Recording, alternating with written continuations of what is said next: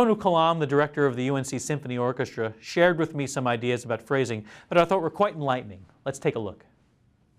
If we think of music like a language, well, when we speak, we phrase in a certain way to make ourselves more expressive or more clear. How do you approach phrasing in a string rehearsal to make the music more expressive or clear? Well, I think it's very much a question of the linguistic analogy. In music, there are phrases that are the equivalent of clauses and sentences and paragraphs. We have to know where they are. That's part of our score study, obviously, is understanding how that is put together.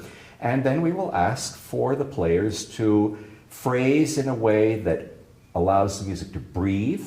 And we have to think of breathing as a concept that applies to all music. Not just wind and brass players or singers have to breathe. String players have to breathe, pianists have to breathe, conductors have to breathe. We have to breathe on our pickup gestures. We have to breathe when there's a phrase ending and we're starting a new phrase.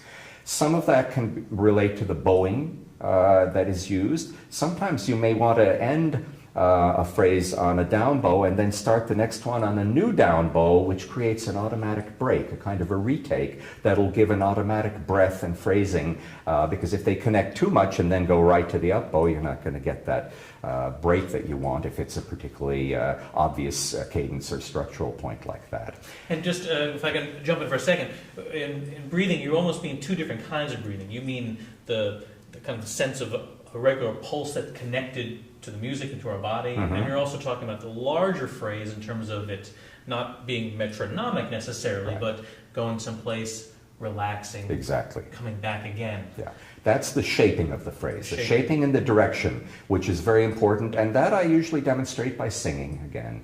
If it's a phrase that I want to go in a certain way and it peak at a certain place, or I don't want people to break the phrase at a certain spot where because of a bow change or something, I say, all of a sudden you lost intensity on that long note. Sometimes there'll be a phrase with a longer note value in the middle of it, and that note value will droop a little, and then the rest of the phrase comes, and it sounds like two separate ideas. I say, no, you have to sing through the long note and head for the end of the phrase, which is here. The arc of the phrase, and again, singing it and demonstrating it for them is the most efficient and valuable way to get that across. But as long as they understand where they're going, and if they've got the technical means, whether enough breath control or bow control to make that happen, then you're going to get the results.